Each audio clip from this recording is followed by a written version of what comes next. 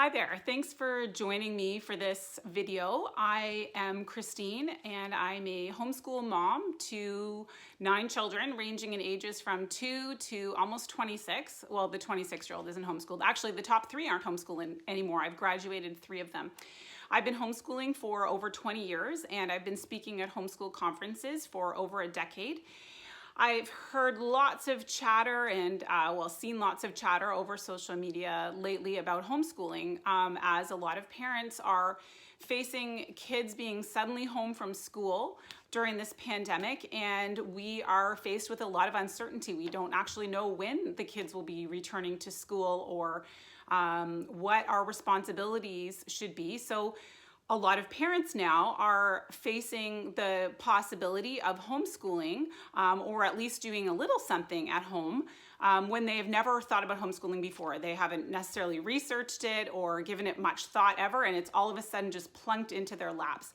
So my intention in making this video was to share with you some of my thoughts about running just efficient and simple homeschool that could be done during this pandemic when you don't have a lot of resources at your disposal, so that you can feel good about your kids continuing on a little bit with their education. I wanted to offer my reassurance and my suggestions for getting through this time with your insanity mostly intact and children who are continuing to grow and learn. I will say that although you may think that you're homeschooling, even most homeschoolers are not homeschooling as we normally do right now, to at least some degree. Our kids go to sports outside of the home. Our kids have clubs that they go to. They play at friends' houses. Many places have homeschooling groups like ours. We have a homeschool group that has so many activities that if you were to do all the activities, well, you couldn't, but if you did activities every day, you wouldn't get any homeschooling done. And so there are tons of activities available to homeschoolers. Our kids do plenty of those things and they are not doing them right now. So we're in this with you as well in figuring out how to do things a little bit different. In the comments, or possibly in the header if I'm able to, I will give you a link to a PDF of some of the resources and ideas I'm suggesting, which I hope will be helpful to you. I'm going to be assuming in this video that you have elementary aged children. I do have homeschooled high school kids as well, but that's kind of a different ballgame and I don't have time to cover everything on this video. So we're going to focus primarily on elementary aged kids, although a lot of what I'm suggesting to you can transfer into high school age as well. If I was going to talk to you about everything I wanted to, it would probably take 10 of these sessions. So if you have further questions, please feel free to DM me or ask me in the comments or that kind of thing. All right, let's start with some reassurances and tips. Number 1, your children will not forget everything they've learned so far.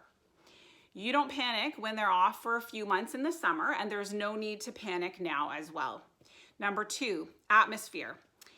You can further your child's education by simply offering a rich home atmosphere to the best of your ability. Gather whatever resources you have right now and make them available. You probably have a house full and you just need to think outside the box a little bit, get creative, and look around your house. You can pull out books, you can pull out board games, musical instruments, craft supplies, active equipment, cooking supplies, cleaning supplies, and of course you can use the computer too, although I would encourage you with your children's education to not overly rely on the computer. Number 3, do not keep your child busy. I see a lot of this about how can I keep my child busy? Well, unless you want children that are continually whining to you about being bored, you need to push past this initial pain that they may have in having so much time all of a sudden at home and let them figure out how to entertain themselves. This is in fact the only way that they can actually have the space to follow their passions and interests. It's your job to provide the enriching atmosphere that they need and those tools that I just mentioned, but it's their job to entertain themselves and to figure out how to use their time in a satisfying way. That's an extremely important life skill. Number 4, educating your child at home is not school at home. A school is set up in order to best educate large numbers of students at all different levels in the best way that they can. Their system cannot effectively be applied to your home because it's just not the same thing at all. So I would discourage you from trying to recreate school at home just simply using internet and computers. Your child's teacher is a very hardworking person who cannot simply be replaced by fancy apps at home. So it's not worth trying. Your child is likely already also getting increased screen time during this pandemic, very understandably. My kids are too, and we like to limit screens a lot, but they're definitely getting more than usual. So I would discourage you from adding to that increased screen time by having them sit around in front of the computer all the time and do school. We actually use the computer very little in our homeschooling. And I'll talk about a little bit of the ways that we use it, but again, it's pretty minimal. Schools do some things well as well that you can do in your home, and we'll talk about those in a few minutes. There are some things that you can do better than the schools do, and now's your big chance. So let's talk about those things first. Things you can do better at home. Number one, you can target your child's work to exactly where he's at and exactly what he needs. In Ontario, here where I live, just a few weeks ago, honestly, it seems like a different lifetime, doesn't it, during this pandemic? I just even think back to how different life was here a week and a half ago, and it is mind-boggling.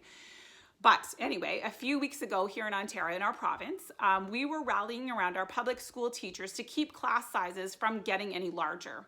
Well, be careful what you wish for, because now you have them. And your class is your kids and you.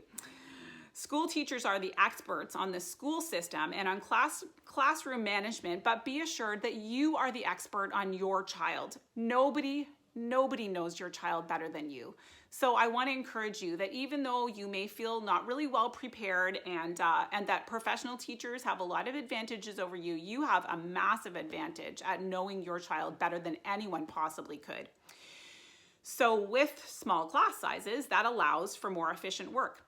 Teachers in school, they need to somewhat aim for the middle of the class, but you can watch your child and tailor lessons to them. So, sorry, I have a hair in my mouth or something. Anyway, so for example, think of a simple math lesson. If you have a page of a bunch of math facts, like a little lesson and then a bunch of math problems on the page, you can watch your child. If your child is a whiz at it, understands it completely after a couple, you don't have to finish the whole rest of the page. You can move on. They get it. Similarly, if your child reads the lesson and is working through math problems and is not getting it at all, that's your cue. You're going to slow that down, and you can sit and work with them through that until you see that they understand it well, and then you can feel free to move on. You can also choose materials that interest your child. If your child loves to study tigers, you can let him go to town until he's had his fill without having to move on because everyone else had their fill weeks ago. So your child can just read about tigers all the time. And it's amazing what kids can soak in when they're motivated by love for a topic. We, in our family, one of our kids, we call him a bird nerd. And he loved to study birds. And we tried to give him lots of time and space to do that. We got some bird feeders in the backyard, and he loved to just sit there and identify birds. He would take the Audubon bird manual. What's that thing called? Sorry, it's escaping me the name, but you know, the Audubon bird identifier book. And he would take sticky notes and put sticky notes in all of his favorite pages of the different birds that he loved. And it was hilarious looking at this thing because he had literally, I think, 100 sticky notes, and he could rhyme off bird facts like there was nobody's business. And he doesn't do it so much anymore because he was able to just run with that and just fill up his little heart with birds as much as he liked. And it was a pleasure being able to provide him with that opportunity as a homeschooler. You can also give breaks where they're needed, and you can encourage your child to work longer when appropriate without worrying about what everyone else will be doing. So I often watch, especially my boys, they will work along and things will be going well, and then all of a sudden they're falling off chairs, or they're whining about being hungry, or whatever is happening, and the work isn't moving efficiently. That's my cue that they need to stop and go outside, or stop and go play Lego, or stop and do something else. Just have a switch. Sometimes even I will encourage them, okay, you've done 10 problems in math and you're clearly not focused anymore, so we're gonna stop there and you're gonna go and shift gears and do some reading for a while. So as a homeschooler, that's something that's available to you. You can tailor things to your child by shifting when you see that a shift is necessary, and it really increases the efficiency of their work and keeps their mind sharp when you're not having them have to keep struggling on through something that they've clearly grown dull at. You also have, number 2, an opportunity to pass along your values and the character qualities that you want your child to embrace. So unless you're really a particularly terrible person, which you're probably not if you care enough to watch this video, then you are in a terrific position to pass along the values that you hold dear, which, even if they are in line with those of the public school system, certainly they'll differ at some point. And certainly your child needs some character training that is tailored directly to him. All of us have particular struggles, and now is an excellent time for you to work on specific struggles that your child is having. Instead of, during this time that is so unsettling and unusual, instead of putting all of your effort into academics, why not make it your goal to see that your child returns to school as a better person? I highly encourage that. Your teachers will thank you. I think this is actually funny. Homeschoolers often chuckle when we are asked about socialization, because while school can be a great place to meet and make friends, the downside is that it's also a place where children can be exposed to some pretty negative socialization. So this time that you have your child all to yourself is your big chance to build into your child's character without having it undone by anyone. Well, anyone except yourself, because we are all unfortunately imperfect, and your child at home is going to have a lot of opportunity to see your imperfections over the next while. So it's a good chance to work on yourself as well. The third thing you can do better at home is teach life skills. There is no practical way that the school system can properly teach your child to make meals, to clean up a home, to do basic home repairs, or to manage money. This is your opportunity to teach those things to your child. Can you imagine, actually, I don't think you have to imagine, because these kind of people exist all over the place. Someone that is brilliant, that is an excellent academic, I don't know, say they're in law school, I don't know. I'm just picking law school out of a hat here. But they are going to be a brilliant lawyer one day. But guess what? They don't know how to make a meal for themselves. They burn through money like it's dried leaves. That kind of person needs some serious help in some basics, and this is a really good time to teach those things to your child. So one tip that I would offer is in terms of cleaning. I mentioned cleaning a couple of times already. I would suggest that when you're setting up your new normal for the next little while, and you're setting up your basic plan for the day, I would suggest that you choose a time that you're going to do consistently every day, that you will have an all-family cleanup. We do this at 2 o'clock, and it just helps everyone to restore order to the home. As soon as 2 o'clock comes, everybody knows it's all family cleanup, and they just zip through the main floor, put away their stuff, put away other people's stuff, and then they put on our new robot vacuum at the end. If you don't have a robot vacuum, you should definitely get a robot vacuum if you are in a position to get one. It is awesome. So yeah, that's what we do every day at 2 o'clock. And by all family cleanup, I actually mean all kid cleanup. I don't do it because I'm downstairs working, and I have older kids that can be mostly trusted to do all family cleanup when it's required. I usually have to deal with some people complaining about other people not doing their share, but overall it gets done, and it's certainly much better than before they started. All right.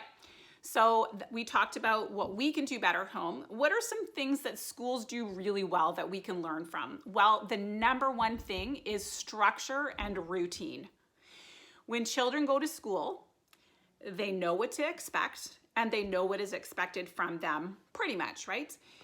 While we don't have to be ringing bells and eating lunch at exactly the same time every single day, having some structure and routine helps to save everyone's sanity.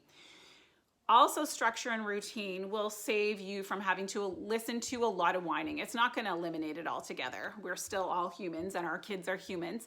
But children often whine when they can sense that their complaints have the potential to change their circumstances. So when they see a crack in the foundation, there's no point whining about something that you know is just going to be done every single day. For example, at our house, no one would whine about everybody having to be ready to start school at 9 o'clock, because we have literally started school at 9 o'clock for probably pretty much 20 years. So most of the kids don't even know any different. So there's no complaining. We all know we start school at 9 o'clock. Everybody's ready. Another thing that schools do well that we can learn from is that they have a plan. Schools have plans all over the place. The government, I'll talk about our province in Ontario. The government of Ontario has set an overall plan, a provincial curriculum, and then each grade sets their own goals and things that they have to achieve. And then your child's teacher has a plan for your child's classroom. And even a lot of students have their own plans, individualized education plans. So very specific things that are targeted just to your particular child. There's plans everywhere. Your child's teacher doesn't just arrive each day and wonder what he or she might teach your students. She has a plan. So let's start by taking that idea and building a simple plan. I recommend that you build in several things as the basic structure of your plan. And if you get to these few things done each day, that is more than enough, especially during a pandemic. There is nothing normal about what is happening right now, and you don't need to feel that you're responsible for getting your child into Harvard Medical School at this point. You're just trying to keep a little bit of normalcy. Keep yourself from going crazy with kids that really don't have much to do and are just making trouble and are bored. So if you would like to add in more things than what I'm suggesting, please do so, but don't feel like there's any obligation to do it. You will be very surprised at what your child will figure out that he wants to learn if he's provided the opportunity. So, the other thing I would say is that if you teach your kids stuff that they don't have any interest in, it will be largely a waste of your time anyway. There are certain things that kids just have to learn whether they're interested or not. If my kids aren't interested in math, well, that's too bad. Then they don't have to take it when they go on to university, but they're going to take it in my home even if it's not interesting.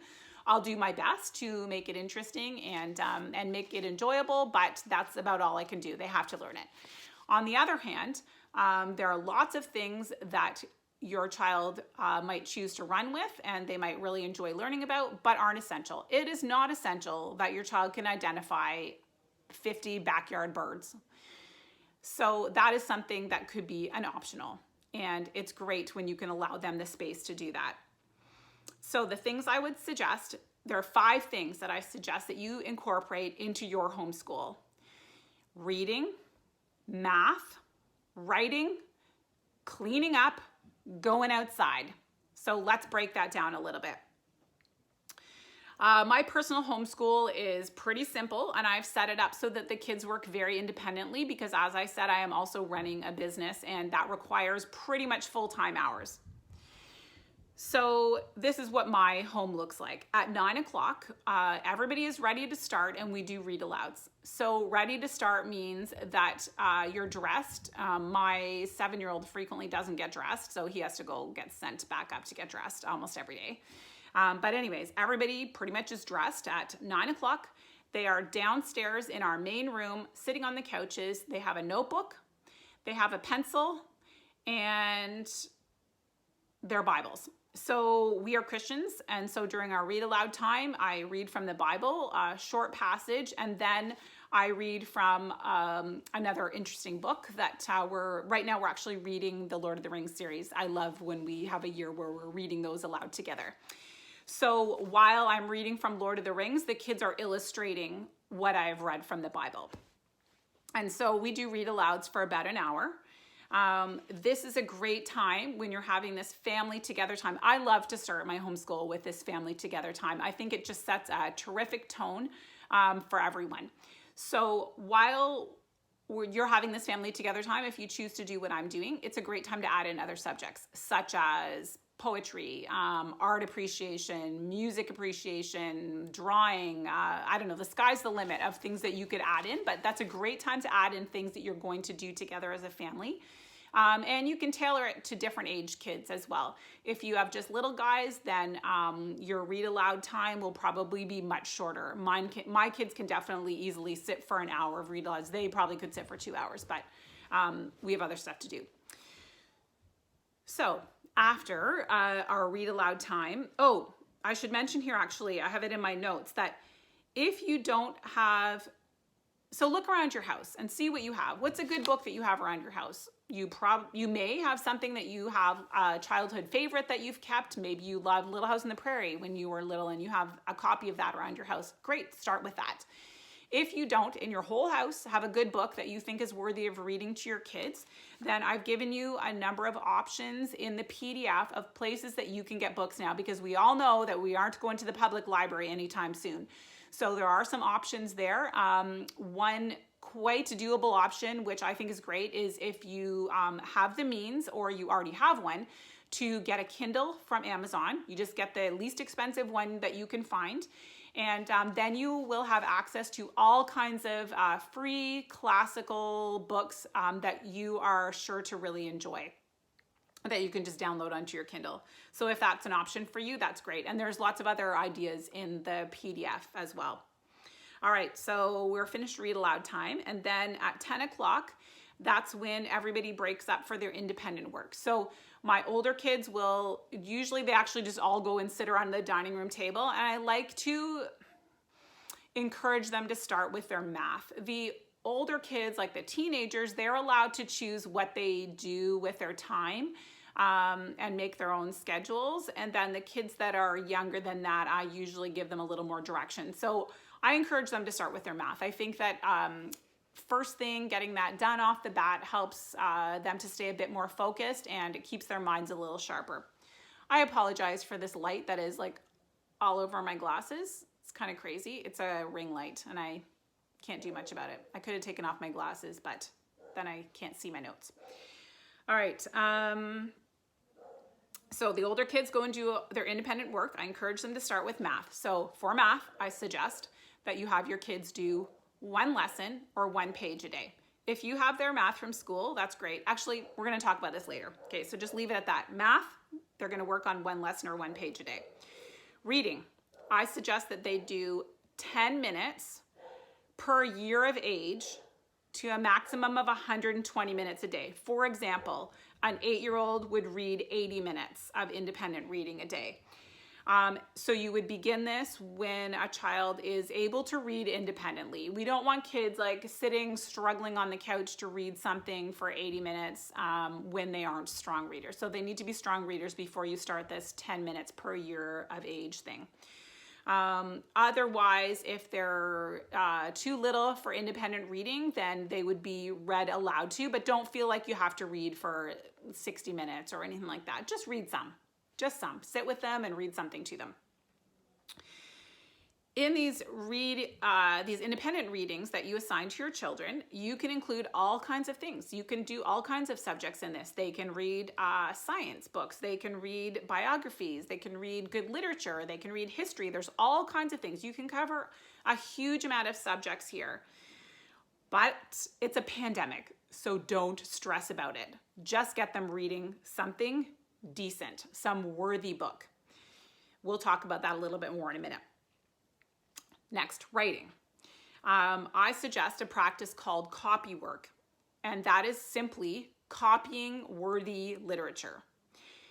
You'll have to decide based on your child's abilities and age how much they can write. But younger kids, little guys, they might copy their name, or they might just copy one simple sentence, whereas older kids could copy a full notebook page of worthy literature.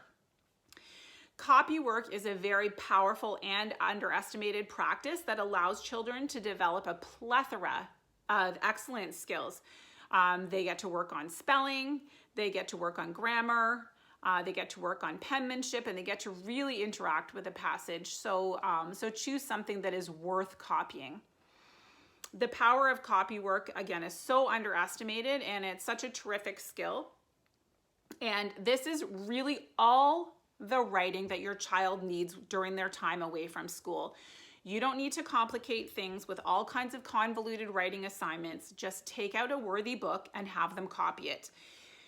With the caveat that the expectation when they're copying is perfect copying. They won't necessarily have perfect penmanship, although we do encourage them to have excellent penmanship when they are doing their copy work. But they are expected to copy the passage perfectly in terms of spelling, in terms of grammar, in terms of punctuation. Those things need to be done perfectly. All right, let's cycle back and do a little bit more on the subject. So math, I said one lesson or one page a day. However, if your child does not know his or her math facts, so that's addition, subtraction, multiplication, and division, all really, really well, if they're not strong in their math facts, then I cannot recommend more strongly that you take this opportunity that your child is away from school to focus solely on their facts. I know that is not very popular and not very sexy, but it is the best advice that I can give you with regards to math. This is your big chance to help your child by giving them the tools that they need to be successful in math. So we as a culture here anyway, I think in Canada, maybe North America, we've been through kind of a rough patch of math teaching where we decided that because rote memory is kind of boring, we decided that the memory of math facts was unnecessary. It's been pushed aside for the more lofty concepts. And I think the results have been quite devastating. We have a whole bunch of kids that don't know what they're doing in terms of math, that find math really stressful. This was a concept that I bought into when my older kids were younger and math was very difficult for them. Working math problems without knowing your facts first makes everything painfully difficult. Painfully difficult. Every single little step requires a child counting on their fingers or writing up little diagrams at the side. It's just so difficult. And I'm convinced that a lot of children hate math simply because they don't know their facts. And we were afraid that we would make kids hate math when we asked them to learn their math facts by rote. But I think we have actually shot ourselves in the foot and we have made our kids dislike math because everything's so difficult when they don't know their math facts. It's like asking them to build a beautiful building with no blocks. And they're just supposed to somehow grab materials here and there and assemble it together into some kind of great building, and it's not going to work. So sending your child back to school with their math facts mastered, again, is the single best gift that you can give them with regards to their math education. You don't have to do anything else. You don't have to print off any worksheets from the internet. Please just help them to know their math facts backwards and forwards, and they will probably love math so much better. Okay, they won't necessarily love math, but they will probably like it significantly better or hate it less. How about that? They'll hate it less. So we like to use, this is the time when we actually use the computer. I like to use an online app or an online website, I guess, called Extra Math, XTRA, because I guess they don't know how to spell extra, xtramath.org. The link is in the PDF for you. And actually, I would say that I like it and my kids don't like it, but life is not all sunshine and roses. So the app works really nicely, and it helps you to keep track. It provides just good basic instruction in math facts, just testing, repetition. It keeps track of which problems they're working on and gives those to them more often. It quickly shows them the right answer if they put in the wrong answer. And I think that's really important, because when kids see that right answer every time, it helps to cement it into their mind better than anything else, I think, even doing it orally. So, okay. So besides math facts, if you have your child's math book from school and they're expected to work on it, you're all set. Unless your teacher has suggested something different, one lesson or one page, whatever, however your math book is set up per day, is pretty good. However, if you need resources, because you don't have your child's math book at school or at home, I would suggest that you take a look at the website Math Mammoth. And again, that will be linked in your PDF.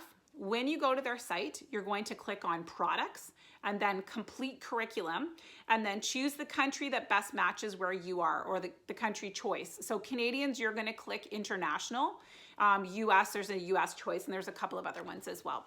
So you'll be in the light blue series now. So Math Mammoth light blue series. From here, you just scroll down to your child's grade and select the workbook that best matches where they are. The workbooks are less than $5 each, and they will last you, usually they last about half a year. There's usually 2 books per grade, and they will take you through approximately half a year. So you save them on your computer, you can print them off as many times as you like. They're terrific. And better yet, you don't need a separate teacher's text or anything else, because everything is in there that you need. So the whole lesson is right there each day, and the problems are right there on the same page. Everything you need is there. You don't need a textbook. You don't need anything else. And the answers you would just keep on the computer or print them off for yourself. And better yet, because those things are all in the computer, older kids that are used to working independently or who can learn to work independently can do so, because everything's right there for them. They can read their own lesson. You don't need to be holding their hand for every single thing. They can read their own lesson, and they can do their own work. If they're really trustworthy, they can also even check it themselves. But most kids will benefit from your checking in, even if they are pretty trustworthy. A lot of kids need that check-in from mom or dad to just keep them on track. Also, when you're marking math, you want to keep an eye out for patterns in their errors. So there's simple calculation errors, and a couple of those are inevitable and not a big deal, but you need to be on guard for noticing if your child is not understanding a concept, because again, we talked about slowing down before. That's when you stop immediately. You don't want them moving on in math when they haven't gotten what has gone before. So you would stop there. Then at that point, you would sit with them and you would work through the lesson together, and to make sure that they understand what they're doing before moving on. Reading. I suggested 10 minutes per year of age per day. But I would say that you don't need to make sure that your child does this all in one chunk. And in fact, that would probably be a bit much, especially if your child are at the max, I suggest, of 120 minutes a day. That would be a lot just to sit there for 2 hours. So my kids always break up their reading into at least a couple of chunks. I would suggest that approximately half of this reading time is reading that you assign, so books that you choose or that you choose with your child. I don't even really choose them with my child, so erase that. Just choose them. So approximately half of this time would be books that you choose. And then the other half would be books that your child chooses with your approval, because we want them during this time to be reading worthy books. So for example, Diary of a Wimpy Kid, while it's hilarious, and I might let my kids, I'm sorry to admit this, I would let my kids probably read it on non-school time. It's not acceptable as free reading for our purposes of their education here. There's nothing educational about it. It is flat out junk food. Have you ever heard the saying that it doesn't matter what he's reading as long as he is reading? I could not agree less. My friend Sandy says this is akin to saying that it doesn't matter what he's eating as long as he's eating. Of course it matters.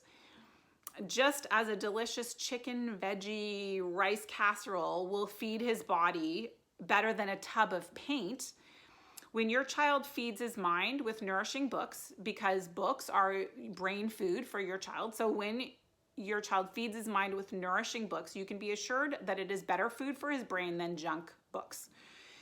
We allow some junk food books just as we allow some junk food, but it's pretty limited. We don't just let our kids sit around for 4 hours a day reading Diary of a Wimpy Kid or, other books like that. You're going to have to make your own decisions though. And again, I'm with you. It's a pandemic and it's not normal circumstances. So you also have my grace if you're letting your kids read Diary of a Wimpy Kid more than you probably should. At least it's not TV, right? Or video games. Okay, so we personally have an extensive library at our house, and a really extensive library because I've been homeschooling for over 20 years, but you're not necessarily in that situation. And most people watching this right now, and today is, I don't know, actually I honestly don't even know the date anymore because it's a pandemic. It's March 20 something. And if you're watching 2020, by the way, so if you're watching this right now, you probably don't have the option to go to a library. So I gave the suggestion for getting a Kindle. Other suggestions, you can search your shelves, do a really good search. Maybe there's childhood favorites that you've brought from your house that you don't remember about. You can go online and find, there's lots of free books to read online. And I have linked to a couple of sites in the PDF. It's not my favorite to read online because it's not the best for kids' eyes, but more than that, it's just kids are used to looking at screens in a distracted state, right? They're usually looking at screens when they're watching a video or playing a game, or even just seeing notifications popping up. So it's not really the best place to read, but again, pandemic. So you're going to do what you can right now. There's a great site called LibriVox, and I've linked to that in the PDF as well. And that is a site where there's all kinds of books that are in the public domain. So they're older books whose copyrights are expired, and they're often fabulous books, and they are read aloud. So this is a great option if you have little guys that you need to attend to and you want your big kids to be listening to some worthy literature. So you can't just do what I suggested and just sit down and plunk there and read aloud for an hour. You can put on a LibriVox recording and your kids can color or knit or sew or play with Play-Doh or whatever they do to keep themselves busy while they're listening. So LibriVox is a great site as well. Online library. If you have a library card, the chances are that even if you don't realize it, you probably have access to online books. So you'll just have to do your own research through your own library and see what you can come up with, but it's very likely that you do have access to that. And then you can download those books to be read on a phone or a tablet. There's usually an app that you have to download, but it's pretty much always free. So take a look at that. A caveat would be that if you're giving your child a phone or a tablet, or even if they're on the computer doing some reading, please try to turn off the notifications. And if you can also put the phone or tablet or computer, whatever it is, on airplane mode or turn off your Wi-Fi or something. Otherwise, if you have your back turned and your kid is on a screen, they very likely could be scams. All right, let's recap now. All right, so here's my prescription for pandemic homeschooling. Did you see what I did there? All right, number one is together time. Set a time to begin each day, a specific time that you're going to start each day, and start with a read aloud. Aim for something that transcends ages somewhat, which is really the measure of a good book, when many ages can enjoy it. We, as I said, are reading Lord of the Rings right now, and I love it just as much as my 7-year-old loves it. So number one, start with together time. 2, math. Have kids do 1 lesson or 1 page of math a day, or focus on learning facts if they haven't already memorized them. So as I said, I usually like my kids to start with math first, but I encourage you to let your older kids plot out their own time. I would say if kids are planning out their own time, encourage them to write it down on a little schedule. I think it really helps them to keep things straight, so that they know when they're taking breaks and when they're shifting gears, that kind of thing, and also when their day is going to be done. Number 3, reading. 10 minutes a day per year of age, or do read alouds for younger kids. Number 4 is writing. You're going to have your children copy passages from worthy books. Number 5, clean up, same time every day. And number 6, kick them outside and don't feel one bit guilty for not going with them. Sure, outside together time is terrific, and hopefully you're doing plenty of that right now during this pandemic. We do this too. But for everyone's sanity, you need a break from your kids and they need a break from you. And the best way to do this is to get them outside. If you have a fenced backyard, a child as young as 2 can play outside independently if you're keeping an eye on them. And the best part is, if you do the cleanup first, then you'll have an even nicer time in the house by yourself. I highly recommend it. All right, so that is my basic prescription for pandemic homeschooling, but I did have a few questions that I would like to address now. I won't get to everyone's questions, so again, please DM me, and some of the questions were just too hard for me to answer, so sorry, can't answer all the questions. All right, first question was about a daily routine, and someone asked specifically about a daily routine for a 2-year-old and a 6-year-old. I have a 2-year-old too, so I can relate to the difficulty of this, and I don't have any magical suggestions. I'm really sorry about that. 2-year-olds are busy. They get into all kinds of stuff. They're disruptive, and they're also cute as anything and absolutely hilarious. So I would encourage you to really enjoy them as well. So a 6-year-old, though, really at the absolute maximum, if you were stellar awesome homeschooler, which I'm not, actually I'm just like a regular homeschooler, but if you were stellar awesome, a 6-year-old at maximum really needs about 45 minutes of your dedicated time each day. Maximum. So if you can get your 2-year-old busy with an activity and then grab 45 minutes in small chunks, done, right? Maybe your 2-year-old still naps. Great. You can get anything that you need to do with your 6-year-old done in that amount of time. 6-year-olds do not need to be doing a lot of work.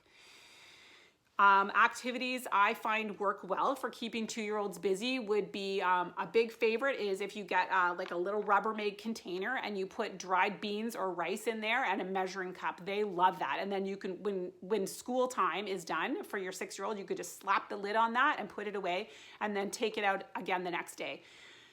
2-year-olds will dump things, so I don't necessarily like to put my 2-year-old in a high chair to do this, because then that bin is going off the high chair tray, I guarantee it. But if they're playing on the floor with it, and they can be trusted not to just randomly throw it all over the place, they absolutely love playing with beans or rice, so that's one activity. You can also do things like strap them in their high chair if you can't trust them to stay still or just not to make trouble while you're trying to work with your 6-year-old, and having them take a nap isn't an option. You can put them in a high chair and give them an activity like give them a little piece of wood or cardboard and a paintbrush with just plain water, and they can paint, and then you can even let that piece of wood or the cardboard dry and then use it again later. That's a really fun activity. And actually that's a tip as well for outside play for pretty much any age of kids. I have to say, I think even my teenagers like to do this, but get a bucket of water and all the paintbrushes you can find, and they can paint your fence or they can paint your driveway just with plain water. It's a lot of fun and mess free. Yeah, so for 2-year-olds, again, no magic solutions. You're just gonna have to be creative and grab small amounts of time and have pretty low expectations of your 2-year-old, and it's just being creative and muddling through. So that's my tip, muddle through it. But again, please don't stress about school with a 6-year-old. This is a pandemic. Please just enjoy some good books together, do a few math facts, and that's enough.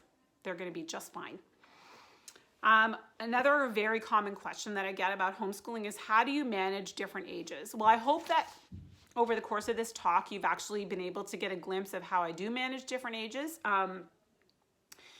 For, I don't know, almost 2 decades, my reality was a new baby every other year. And so I can really relate to what it's like to have toddlers and a constant stream of toddlers in my case, and babies at the same time. It's challenging. There's no way around it. It's just very difficult. And read alouds can seem pretty much impossible sometimes. Reading aloud is so great that I have always managed to maintain a habit of at least some of it. It's so nourishing and such a special, precious family time to be able to read aloud together and for everyone to literally be on the same page. So that's such a dumb joke, but we're all enjoying the same book together and learning the same things. It's wonderful. I can't recommend it enough. In fact, you know what? If you couldn't do anything else during this pandemic, then grab a good book and read it to your kids out loud. It'll bless everybody amazingly well. Anyways, back to the babies and toddlers. So yes, there's times it can seem pretty much impossible. Their 2-year-olds can really make a lot of trouble. And my 2-year-old loves to just strip down naked and dance and disrupt everybody. It's sort of funny and sort of annoying at the same time. He is getting out of the habit of stripping down, so that's great. But I just kind of muddle through. There's days when I actually stop the reading and we continue it the next day and we don't get everything done that we want, but we get something done. And when you're aiming up here, then you're gonna maybe get up there or maybe only get up to here, but it's better than not trying it at all. So I encourage you to give that a try. So managing different ages. Okay, so in my homeschool, managing different ages is a combination of stuff that we do together that transcends age, like those read alouds. What's the proper age for enjoying Lord of the Rings? You can't answer that because many ages enjoy it. Lots of people love it. So those things transcend age and we make good use of those in our homeschooling. Even drawing lessons, we do more things than I'm saying right here, but we don't actually do a heck of a lot more. But we've done drawing lessons in our homeschool, and I choose something that I think a lot of kids can do. I have different expectations for different kids if they're different levels, but there's a lot of things that you can just do together, and together is so much nicer than everybody split up. For things like math, though, they're probably going to have to get split up. So again, we start with the together time, and then we move on to things that are more independent.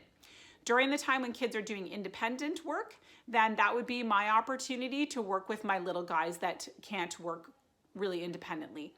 And I also am blessed to have my mom helping me with my homeschool, and she comes over and she helps with my little guys. And that allows me to do more of my work on my business that I need to do. But I doubt she's going to want to come over here during the pandemic. So I'll have to live without her. That will be really hard, and she'll be very missed. But if you have another adult in the house, or you have older kids that might be able to help your little guys, that is another option for you as well. Let's see, too much going off script here. I need to see where I'm at. So with independent work, I would caution you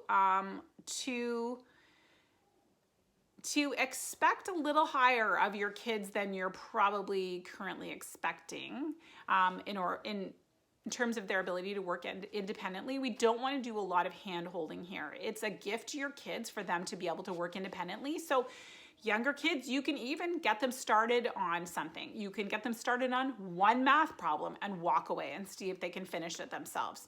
You can get them started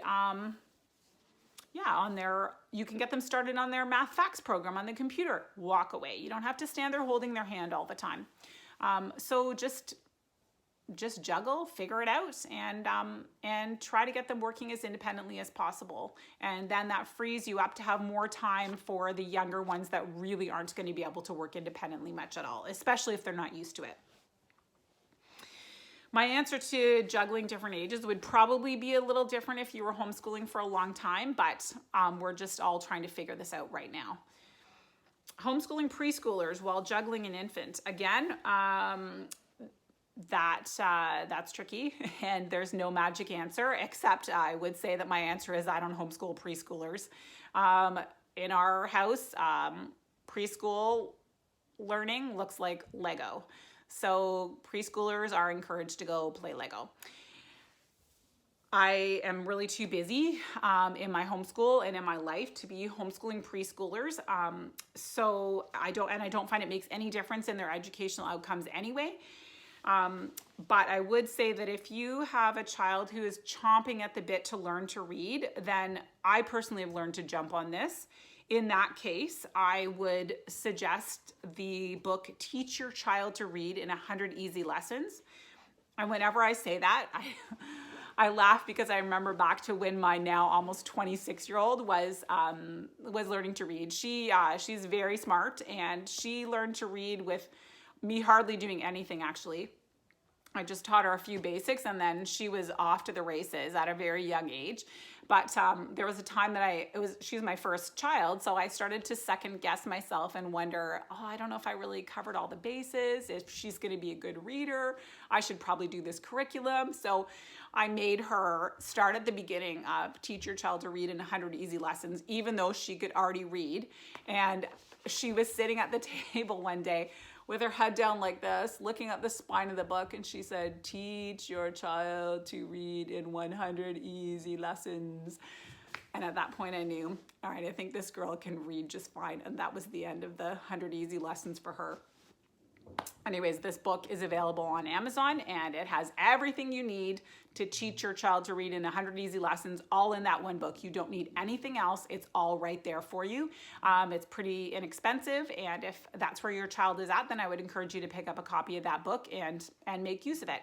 It'd be pretty awesome, actually, if you were able to teach your child to read by the time that they went to school or before they went back to school. And when you're doing this, there is not going to be much choice if you have a little baby other than to juggle them on your lap, or you could wait and be creative and not do the lesson in the morning, but wait until daddy gets home or until the baby goes down for a nap. But again, my advice is just muddling through. It's really, it's not really easy to work with little guys and have a baby at the same time. All right, I had a question also about suggestions for teachers for e-learning assignments. And this is another really tricky question, because while I really enjoy e-learning for myself, I like taking online courses myself, I don't believe that a teacher can simply be replaced by a computer app. So while it isn't as sexy as signing up for the latest science app, I'm sorry I've said sexy twice now. I wish I could delete it out, but I can't. Oh, and now I just said it 3 times. Okay, sorry about that. I know it's not as flashy as signing up for the latest science app. The plan that I've offered, I think, is pretty simple and doable and effective, and it frees children and parents to focus on other things besides sitting in front of a computer and trying to do something that isn't going to be well done by sitting in front of a computer. So, dear friend who's asking about that, you cannot be replaced by a computer, and I would encourage you, because I know that you actually teach in a private school, so maybe you have more flexibility, I don't know, but I would encourage you to encourage your parents to think outside the box a little and to do the things that are better done at home, and to enjoy that time with their kids. That's very precious. So if I was a teacher, what I would be asking my parents to do is the things that the children need, but do not always get done during school time or aren't well done during school time. So things like progressing on their math facts, that would be key for me. And that is, you can assign them a flashy app for that. But I would also be encouraging them to learn to cook. I would encourage parents to work on character qualities with their kids, like being a good sport, being truthful, whatever those things are. But sadly, probably if you're a teacher, what's being asked of you in terms of assigning work would be things that I don't really love. I can't really get behind, because I don't think that they're really a worthy use of time. So I'm really sorry. Good luck to you. That's rough. In closing, I want to thank you for taking the time to walk through this with me. I want to thank you for caring about your child enough that you would watch a video like this and be considering taking charge of their education. You are a rock star, and way to go. I just offer one humble reminder that I have shared also with you in the PDF.